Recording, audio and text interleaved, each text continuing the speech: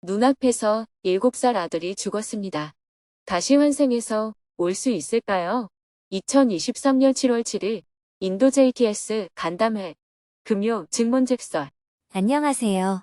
두북 수련원의 아침이 밝았습니다. 오늘도 스님은 새벽 기도와 명상을 마친 후 농사일을 하며 하루를 시작했습니다. 이틀 만에 비닐하우스에 가보니 참깨가 쑥쑥 자라 있었습니다.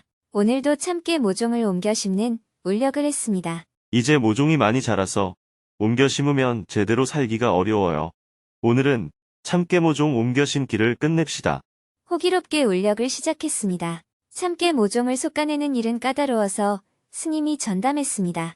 스님은 이동에서 참깨 모종을 솎아낸 후 일동 빈 두둑에 참깨 모종을 심고 있는 행자들에게 가져다 주었습니다. 그리고 많이 자란 모종이 잘 자랄 수 있는 방법을 알려주었습니다. 잎이 넓으면 금방 수분이 증발해 버려서 새로운 땅에 모종이 자리 잡고 살기가 어려워요. 잎을 좀 떼어준 후에 심어주세요. 2차례 더 배달을 한 후 마지막에는 스님도 함께 참깨 모종을 심었습니다. 1시간 10분 만에 참깨 모종을 다 심었습니다. 4차례 을력 끝에 모종 옮겨 심기가 끝났습니다. 수고했어요. 사용한 도구를 씻은 후 울력을 마쳤습니다. 스님은 어제 찾아온 스님 3분과 함께 아침 식사를 하고 대화를 나누었습니다. 오후 4시부터는 인도 JTS 스태프들과의 간담회를 온라인으로 진행했습니다. 상반기 동안 인도인 스태프들의 소임 변경이 있었고 상카시아의 활동가 2명이 파견을 가는 등 여러 가지 변화가 있었습니다. 한 명씩 새로 맡은 소임을 소개한 후 대화를 시작했습니다. 먼저 스님이 지난 상반기 동안 동남아시아와 서아시아 답사를 비롯하여 JTS에서 한 일을 소개했습니다. 저는 지난 상반기에 동남아시아와 서아시아의 지진 피해 지역과 홍수 피해 지역, 분쟁이 일어난 지역, 국가 부도에 처한 지역 등을 다니며 어려움을 겪고 있는 많은 사람들을 만났습니다.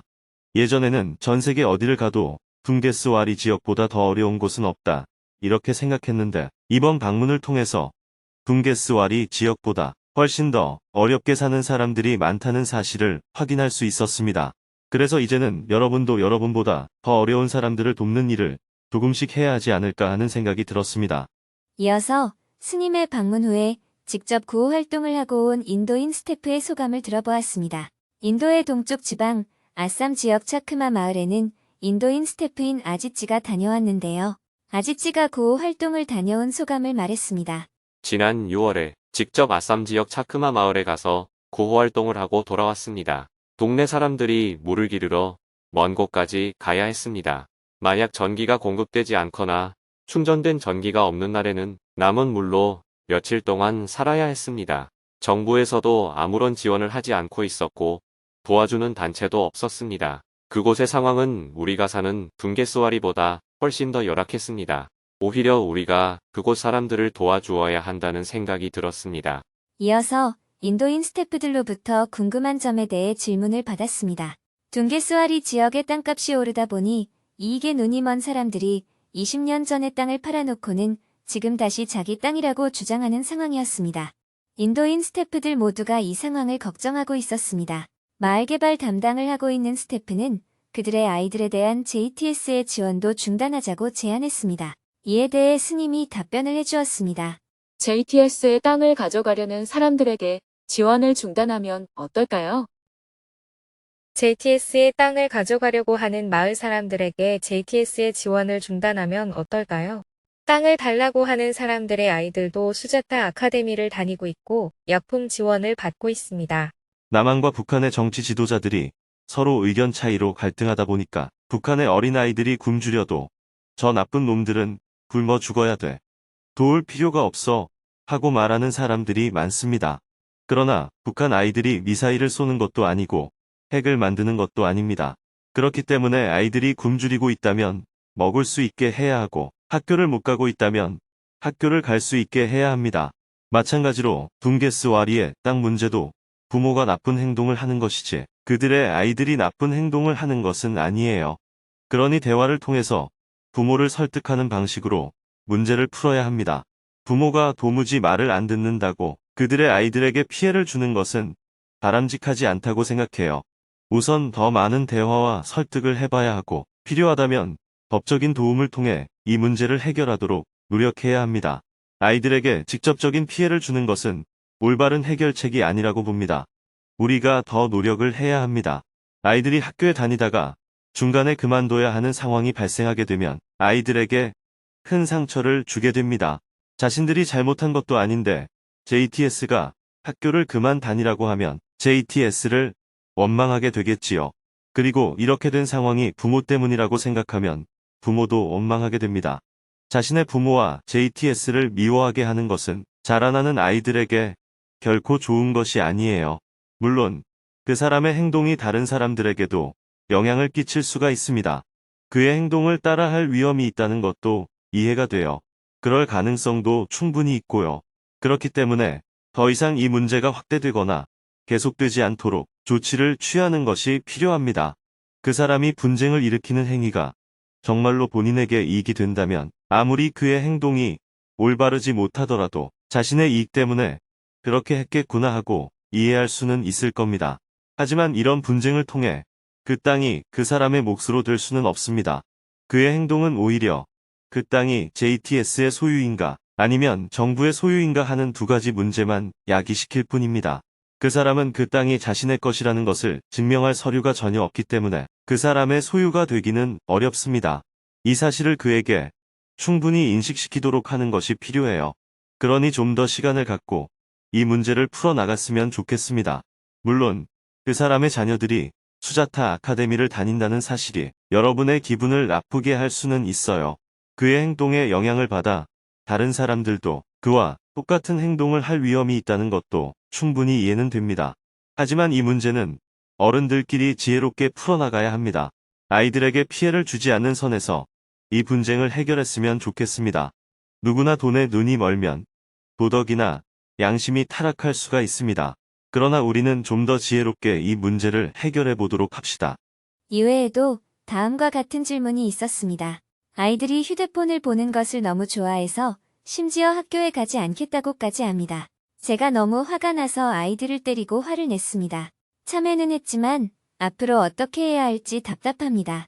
궁금한 점에 대해 답변을 한 후 더 이상 질문이 없자 마지막으로 미얀마와 스리랑카의 구호 활동을 다녀온 후 현재 태국 국경 지역을 지원하기 위해 방콕 공항에 머물고 있는 JTS 활동가의 소감을 들은 후 간담회를 마쳤습니다. 스님은 다음 일정을 위해 방송실을 나오고 인도인 스태프들과 한국 JTS 활동가들은 각자의 공간에서 오프라인에서 마음 나누기를 이어나갔습니다. 해가 저물고 저녁 7시 30분부터는 금요 증문즉설 생방송을 시작했습니다. 오늘은 5,700여 명이 생방송에 접속한 가운데 스님이 인사말을 했습니다. 지금 제가 있는 이곳 두북 수련원에는 장마가 와서 비가 추적추적 내리고 있습니다. 날씨가 시원해진 장점이 있는 반면 아주 습합니다. 저는 여기서 농사일을 하고 있는데 장마철에는 풀이 엄청나게 빨리 자랍니다. 풀을 메고 돌아서면 또 자라 있어요. 장마철에는 방 안에 습기가 많기 때문에 곰팡이도 쓸고 몸도 아플 수 있으니까 다들 건강을 잘 챙기셨으면 합니다. 또 시골에 계시는 분들은 집중호우가 쏟아질 때를 대비해서 항상 유의를 하시기 바랍니다. 이어서 질문을 받았습니다. 사전에 4명이 질문을 신청하여 스님과 대화를 나누었습니다. 그중 한 명은 7살 아들을 눈앞에서 잃었다며 어떻게 하면 고통에서 벗어날 수 있는지 눈물을 흘리며 질문했습니다. 7살 아들이 죽었습니다. 다시 환생해서 올 수 있을까요? 계곡에서 7살 아들을 떠나보냈습니다. 살려달라는 아들을 구하려고 물속에 들어갔지만 구해주지 못했습니다. 아들이 오랜 시간 물속에 갇혀있던 모습과 왜 구해주지 않았냐고 꿈에 나타나서 울던 모습은 제 가슴에 각인이 되어버렸습니다. 아들이 환생할 것이라는 생각에 시험관을 시작했는데 그때 충격 때문인지 여자로서의 기능을 거의 다 잃어버려서 다른 사람보다 힘든 과정을 겪고 있습니다. 4년째 시험관을 하고 있는데 아직 포기할 수가 없습니다. 저는 엄마다 보니 내 새끼가 다시 올까 하는 기대가 버려지지 않습니다. 아이를 놓아주어야 무주고원이 되지 않고 좋은 곳으로 간다고 해서 노력은 하고 있지만 잘 되지가 않습니다. 아이가 저에게 다시 올 수 있을까요? 환생이라는 것이 정말로 있는 것인지 궁금합니다. 부모가 죽으면 땅에 묻고 자녀가 죽으면 부모의 가슴에 묻는다는 말이 있습니다. 어린 자식을 잃었기 때문에, 그것도 직접 보는 앞에서 잃었기 때문에 큰 충격을 받으신 것 같아요. 그래서 질문자에게는 지금 트라우마가 생겼습니다. 마음의 상처가 아물지 않아서 계속 집착을 하고 있는 겁니다. 아무리 떨치려 해도 안 떨쳐지는 거예요. 그러니 우선 병원에 가서 트라우마에 대한 치료를 받아야 됩니다. 가족이 자살하는 모습을 직접 본 경우에도 이런 충격을 받습니다. 만약 자식이 창문으로 뛰어내리려고 할 때 엄마가 쫓아가서 손을 잡았는데 끌어올릴 힘이 없어서 결국 자식이 떨어져서 죽었다면 그 엄마는 거의 기절하다시피 합니다. 또 자기가 운전하는 차를 뒤로 돌리다가 자식이 그 차에 치여 죽었을 때도 큰 충격을 받습니다. 세월호 충격이 큰 이유는 아이들이 죽어가는 장면을 온 국민이 봤기 때문이에요. 그냥 배가 전복을 했고 사람이 많이 죽었다는 소식만 들었다면 고통이 덜한데 그 과정을 국민들이 생중계로 계속 보고 있었기 때문에 국민적인 분노가 일어났고 정치적인 소용돌이까지 겪게 된 거예요. 자식을 잃는 것만 해도 엄청난 충격인데 질문자는 자식이 죽어가는 과정을 본인이 어쩌지 못하는 상태에서 지켜봤기 때문에 엄청난 충격을 받은 겁니다. 그래도 이렇게 질문까지 하는 것을 보면 미치지 않은 것만 해도 다행이에요. 그런 정도의 경험을 하게 되면 대부분 실성을 합니다. 혼이 나간 상태가 되는 거죠. 정신적인 관점에서 말하자면 질문자는 그 충격에 정신을 잃은 겁니다. 그러나 아이가 죽는 걸 확실히 본인 눈으로 봤기 때문에 아이가 다시 돌아올 수 없다는 걸 알고는 있어요. 그러니 아이가 환생을 해서 다시 내 아이로 태어날 것이라는 생각을 붙잡고 있는 겁니다. 물론 질문자가 건강하다면 아이를 하나 더 낳을 수는 있겠죠. 그럴 때는 첫째 아이는 잃었고 둘째 아이를 새로 가졌다 하고 말하는 것이 정상적인 사고방식이에요. 그런데 이런 충격을 받으면 둘째 아이가 첫째 아이의 환생이다 이렇게 생각하게 되는 겁니다. 티베트 불교에서는 돌아가신 스님이 환생을 했다고 해서 어린아이를 림포체라고 선정합니다. 이것은 믿음에 해당합니다. 어떤 믿음을 갖느냐는 본인의 자유예요. 하나님을 믿어도 됩니까? 이렇게 물으면 저는 너 알아서 믿어라 이렇게 얘기합니다. 내생이 있습니까? 이런 질문도 믿음에 해당하기 때문에 누가 답할 수가 없어요. 믿고 싶으면 믿고 안 믿고 싶으면 안 믿으면 됩니다. 믿음은 개인의 자유에 속하기 때문입니다. 질문자는 아이를 너무 그리워하다 보니 환생을 원하는 거예요. 그런데 아이의 환생이 100% 믿어진다면 이런 질문을 안 할 겁니다. 환생을 원하지만 안 믿어지는 구석이 있으니 이런 질문을 하는 거예요. 질문자는 자신의 눈앞에서 아이가 죽은 충격 때문에 정신적으로 병이 든 것입니다. 옛말로 하면 혼이 빠졌다고 할 수 있어요. 정신을 잃어서 세상 일이 아무 의미 없게 느껴지는 겁니다. 그러니 정신과 치료를 받아야 합니다. 종교적으로 문제를 해결하는 방법도 마찬가지입니다.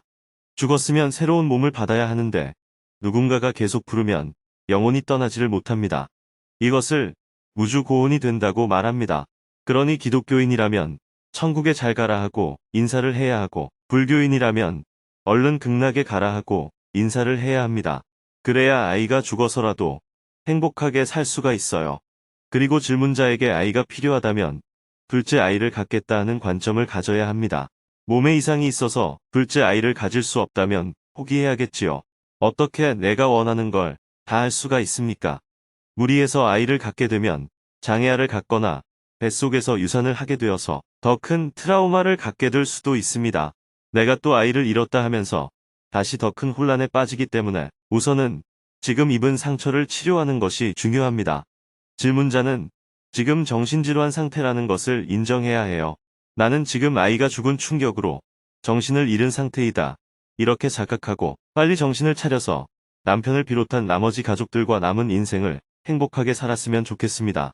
혼자 힘으로 안 되면 병원에 가서 치료를 받아야 합니다. 수행적으로 문제를 해결하려면 좋은 곳에 가서 행복하게 살아라. 엄마도 행복하게 살게. 이런 마음으로 기도를 하는 게 좋습니다. 정신이 좀 차려졌어요? 환생을 믿어도 될까요? 질문자가 믿고 싶으면 믿어도 되고 안 믿고 싶으면 안 믿어도 돼요. 기독교는 하느님을 믿고 티베트 불교인들은 환생을 믿고 인도인들은 윤회를 믿고 바닷가에서 사는 사람은 용왕을 믿잖아요. 믿음에 대해 이러니 저러니 하는 것은 옳지 않아요. 가까운 사람이 죽고 난 뒤에는 그 충격이 너무 크기 때문에 천국에 갔다, 극락에 갔다, 다시 돌아온다 이런 생각으로 위안을 삼을 수밖에 없습니다. 이런 이유로 종교가 형성이 된 거예요. 그래서 믿음에 대해서는 진위를 논하면 안 돼요. 저 사람은 저렇게 믿는구나, 이렇게 바라봐야 합니다. 믿음은 맞느냐 아니냐를 따져서는 안 됩니다. 믿어지면 믿으면 되고 안 믿어지면 안 믿으면 됩니다. 믿는 사람과 안 믿는 사람은 서로 다를 뿐이지 누가 옳고 그른 것이 아닙니다. 감사합니다. 아이가 좋은 곳에 가도록 하려면 제 마음에서 빨리 놓아주기 위해 조금씩 더 노력해야 할 것 같아요. 노력할 것도 없고 놓아줄 것도 없어요. 그냥 잘 가 이러면 돼요. 지금 이 자리에서 잘 가 하고 말해보세요. 오늘 못하면 1년이 지나도 못해요. 1년이나 시간을 끌 필요가 없어요. 이왕 이렇게 된 걸 어떡하니? 잘 가라. 이렇게 한번 말해봐요. 잘 가. 질문자는 여전히 울먹이며 대답했습니다. 스님이 다시 기회를 주었습니다. 그 말은 잘 가라. 하지만 가지 마라 이런 뜻이에요. 그러지 말고 뒤끝이 딱 올라가야 해요. 잘 가. 이렇게 말해봐요. 잘 가. 또 질문자는 울먹이며 대답했습니다. 스님이 다시 기회를 주었습니다. 그것도 안 돼요. 아직도 울고 있으면 가지 말라는 얘기랑 똑같죠. 딱 끊어지는 맛이 있어야 해요. 뒤끝을 딱 올려서 말해보세요. 잘 가. 그래요. 이렇게 하면 오늘 다 해결되었어요. 더 이상 노력할 게 없습니다. 인생은 노력할 것이 없어요. 그냥 내려놓으면 되지. 내려놓으려고 노력한다는 말은 놓기 싫다는 뜻입니다. 내려놓는데 무슨 노력이 필요해요? 담배를 끊으려고 노력하겠습니다. 하는 말은 담배를 끊기 싫다는 말이에요. 그냥 담배를 안 피우면 되는데 무슨 노력을 해요? 남편이 있어요? 네. 그럼 질문자가 늘 울면서 지내는 게 남편에게 도움이 될까요? 웃고 사는 게 남편에게 도움이 될까요? 남편과 같이 울고 있어요. 그럼 셋이 다 물에 빠져 죽는 게 나아요?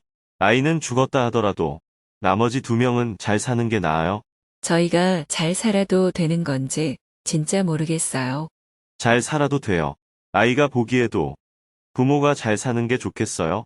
맨날 울고 있는 게 좋겠어요? 잘 사는 게 좋죠. 안타까움은 이루 말할 수 없겠지만 이미 일어나버린 일을 어떻게 하겠어요? 이제 아이는 보내주고 질문자는 남은 인생을 행복하게 사세요.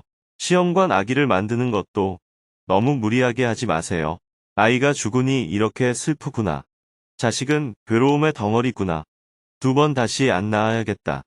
이렇게 관점을 가지면 안 될까요? 지금까지 저는 저 자신을 위해서 살아온 게 아니라 자식을 위해서 살았거든요. 힘들어도 시험관 아기를 포기하는 건 어려울 것 같아요. 그럼 1년 정도 더 울고 내년부터 웃으세요.